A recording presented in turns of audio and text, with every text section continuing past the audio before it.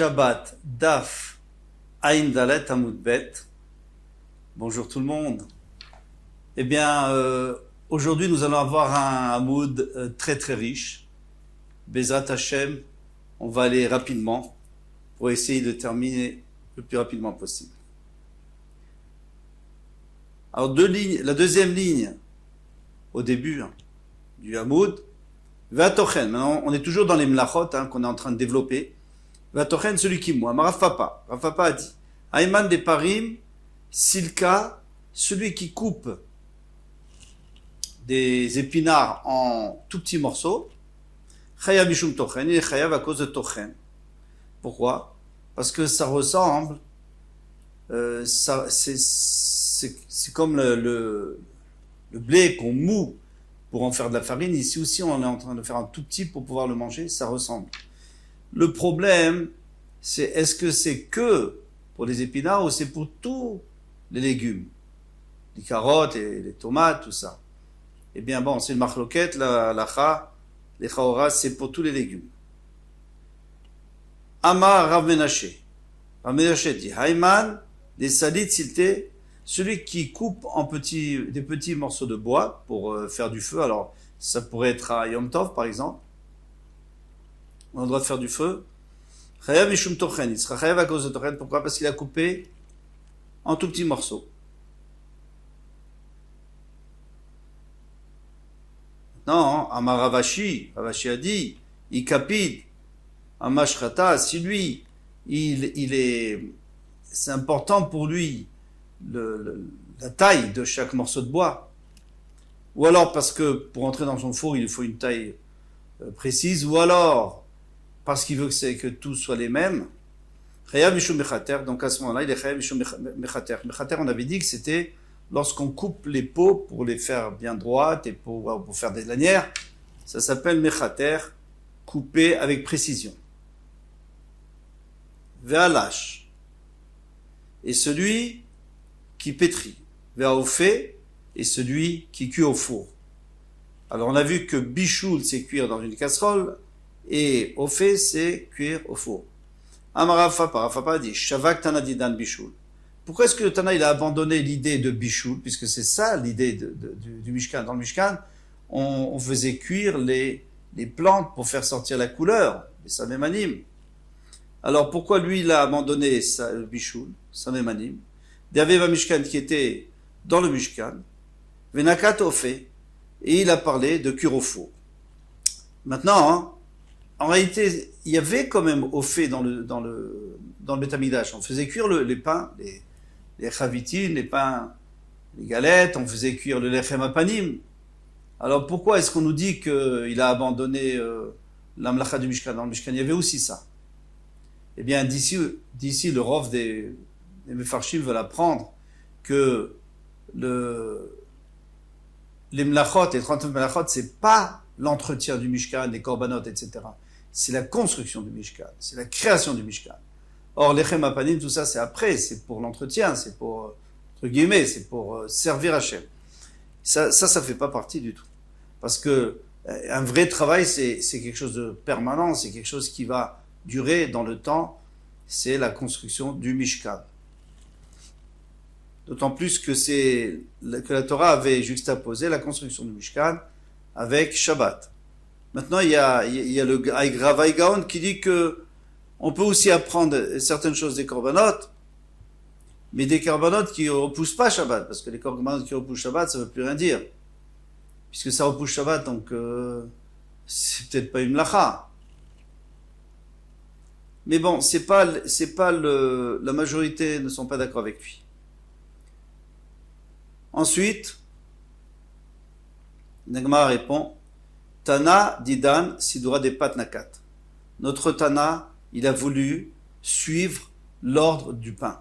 Donc il a commencé par semer, moissonner, trier, etc., tamiser, et voilà, au fait, puisque c'est le pain. Pourquoi le pain? Pourquoi parler du pain plutôt que les samémanim? Pourquoi? D'abord parce que les samémanim, c'est-à-dire les couleurs du Beth Amikdash, c'est quelque chose que la majorité des gens ne font pas. Donc il valait mieux prendre quelque chose qui était utilisé et usité tout le temps. par exemple faire du pain. Deuxièmement, parce que si on avait pris par rapport au Sabemanim, alors il y a des Sabemanim pour lesquels il faut les planter. Il y en a qui viennent de la terre directement, on n'a même pas besoin de les planter. Donc il n'y aurait pas eu toutes les melachot. Tandis qu'en utilisant le seder, l'ordre de la préparation du pain, on n'en rate aucune. Amaravacha, Baravera, Haiman, des Shada Sikta Latuna Shabbat. Quelqu'un qui a jeté il a mis dans le four, il a mis un pieu en bois qui est encore très humide, et alors il veut le faire sécher pour l'utiliser après. Chaya Mishum Evachel, alors il a transgressé l'issue de Evachel. C'est comme Evachel, c'est de transformer quelque chose, d'arranger quelque chose, que ce soit de la nourriture ou autre chose. Ça existe Evachel dans tout. La Gemara dit Pshuta, c'est évident. Il l'a arrangé, il l'a amélioré. Maud était qu'est-ce que tu aurais pu dire les Shrouré, Manaka Mekavel. Lui, il veut seulement faire sécher. Donc, faire sécher, qu'il soit plus dur, mais c'est pas vraiment cuire. Cuire, c'est transformer. Il ne le transforme pas. Kamashmala, Demirpar a fait Vadar Kamit. Alors, ça vient nous faire entendre que d'abord, ça ramollit, et après, ça durcit. Donc, quand ça ramollit, ça a été transformé. Maintenant, on pourrait se poser la question, mais le pain, puisqu'on parle de pain, le pain c'est quoi? On ne le ramollit pas, on durcit le pain. On prend de la pâte qui est extrêmement molle et on en fait du pain dur, donc ça durcit. Et pourtant, ça s'appelle Mevachel. Ça, c'est une question intéressante. Eh bien, la réponse est simple, c'est que le pain, on l'a transformé.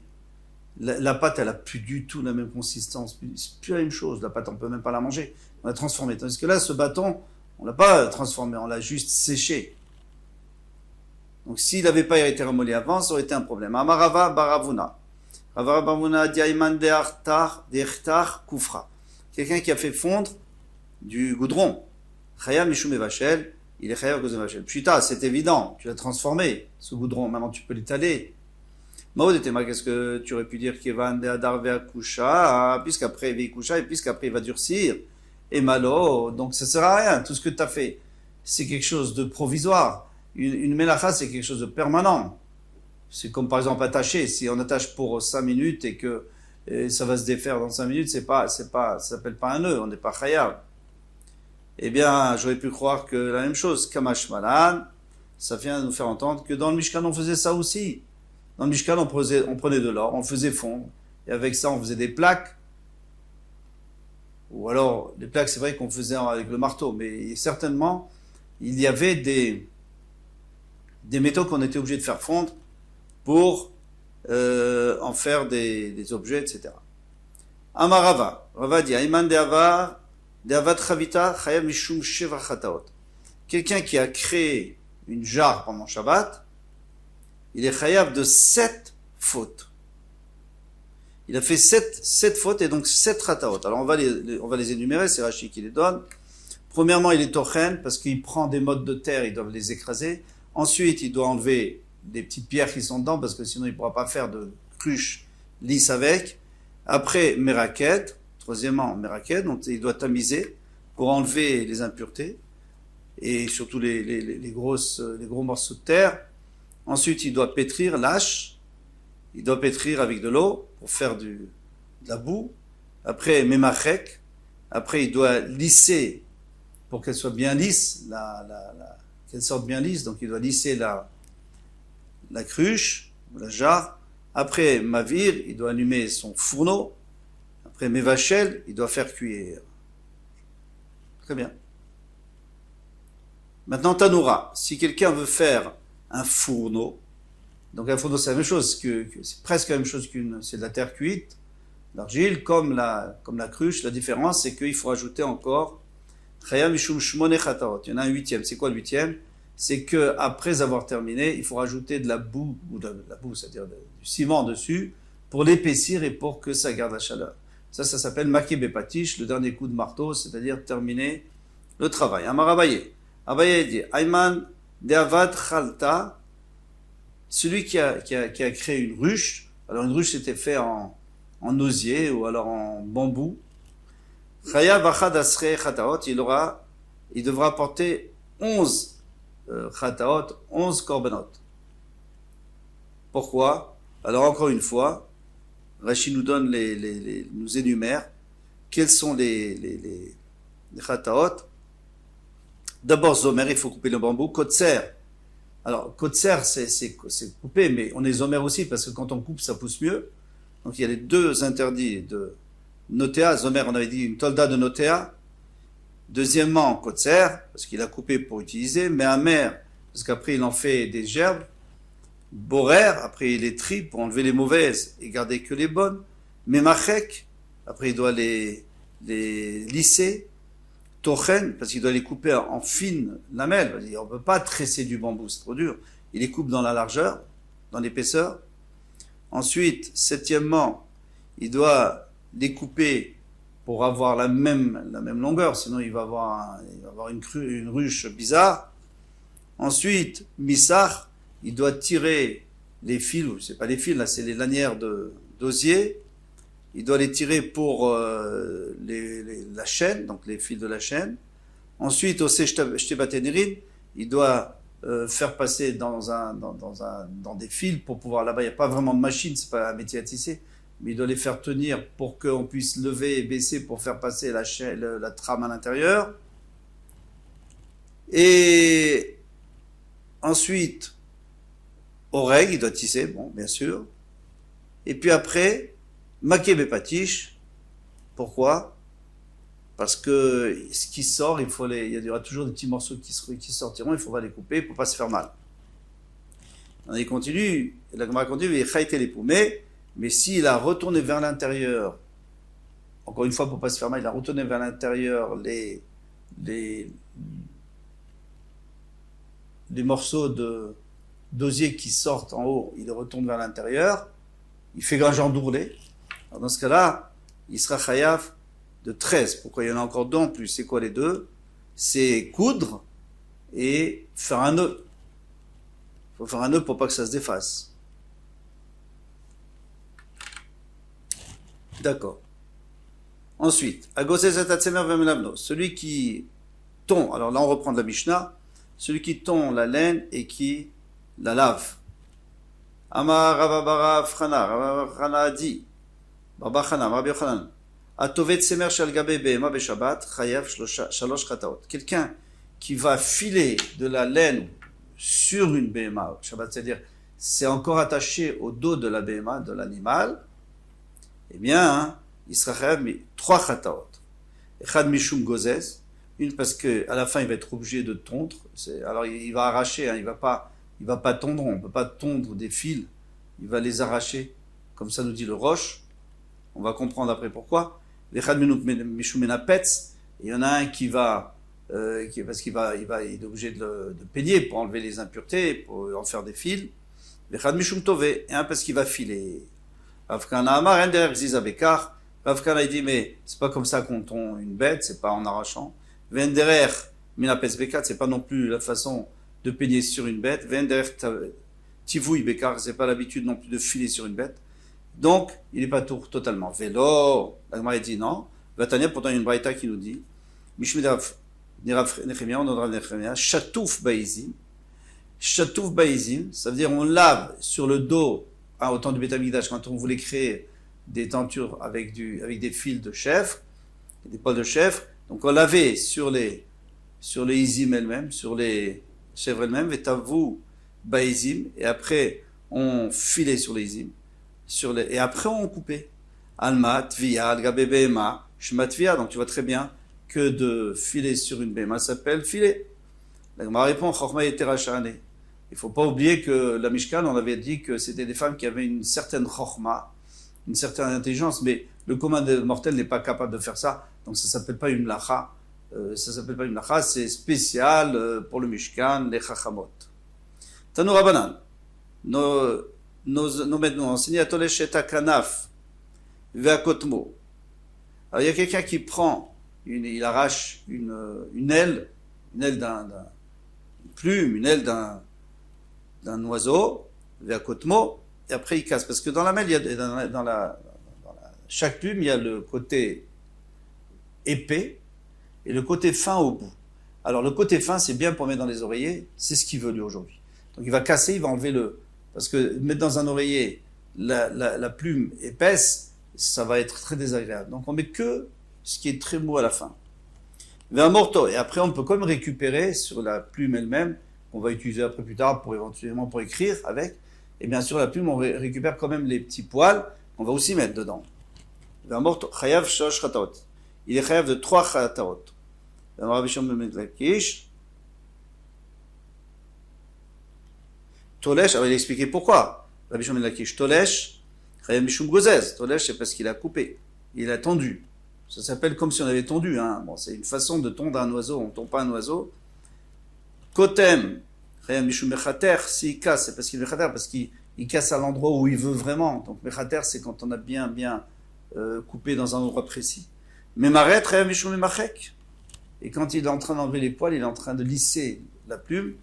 Donc, c'est memachek. Akosher va matière. Maintenant, celui qui attache et qui détache. Kshira ve mishkan echavaya. Maintenant, on veut savoir où dans le mishkan on a attaché. Qu'est-ce qu'on a attaché? Amarava sheken koshrim beyetedot oalim. Alors, il fallait bien attacher les pieux. Hein. Il y avait des pieux. Il fallait attacher les tentures aux pieux. Donc, on faisait des nœuds. La Gemara dit ou kosher al ou non, ici c'est pas un nœud permanent puisqu'on dès qu'Hachem nous disait de nous déplacer, on devait tout de suite, parfois c'était le même jour, on devait repartir. Donc on devait, c'est pas pour Kayama, c'est pas que chercher le Kayama, c'est pas un nœud permanent. Et la Marabaye chez Ken Orgeyeriot, eh bien non, ici on parle de ceux qui étaient en train de tisser les tentures pour le Mishkan, Shinivseka Laem Nema, eh bien il y a un fil qui s'est cassé, Koshrimota, ils vont faire un nœud.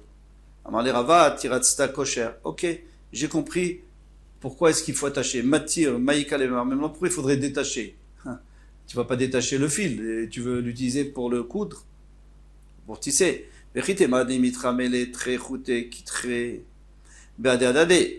Alors, peut-être que tu vas dire que quand tu as tissé, tu as remarqué que les deux nœuds arrivaient ensemble. Parce que quand il y a un nœud, c'est pas grave. Mais si deux nœuds arrivent au même endroit, ça fait très large, les deux nœuds. Et sur deux fils différents, donc qui sont juxtaposés, alors il va falloir en défaire un, au moins un. Sharechad vekatarchad, il va laisser, donc il va détacher un, et l'autre il va le laisser attacher. Alors la Gemara, elle nous dit, c'est pas possible, ashtalifne melech basar, vadam, devant un roi, en chair et en sang, enosimken, on ferait pas ça. Ça se fait pas de présenter devant un roi un tissu sur lequel on a détaché un fil, donc c'est-à-dire qu'il y a un trou qui s'est fait à cet endroit-là. Alors on va le faire devant Hachem, dans le Mishkan? Non. C'est sûr que non. Dans ce cas-là, il s'arrange. Il déplace le fil depuis le début, il prévoit que le fil ne soit pas au même endroit que l'autre. Et là, Marava, Veitema Rabbi Elae, Sheken Tzader Chilazon, ceux qui chassaient, qui capturaient le Chilazon. Chilazon, on appelle ça la sèche aujourd'hui, qui donne la couleur bleu-vert pour le tchelet, koshrim ou matirim. Alors ils s'attachent, d'abord ils font des filets, ils ont besoin d'attacher pour les attraper, et si le filet n'est pas assez grand, ils détachent d'un filet, ils mettent sur l'autre. Donc il y a cette obligation. Vatofer shtet tfirot, et celui qui fait 2 tfirot, c'est-à-dire on avait dit celui qui coud 2 coutures, ve'akaima ve'alokaima. Mais tout le monde sait que si tu fais que 2 coutures, ça va pas tenir. Tu prends 2 pans d'un habit, tu fais 2 coutures entre les deux, c'est pas possible que ça tienne. Ça va se défaire. À condition qu'après, il fait un nœud au bout du fil pour pas que ça se défasse. Maintenant, s'il y a 3 coutures, alors là, il y en a qui disent que ça peut tenir même sans faire un nœud. Il y en a d'autres qui diront, à la longue, ça va se défaire, donc il faut faire un nœud. Voilà. Pour ce Hamouz, Bezrat Hashem, à bientôt. Kol Touf.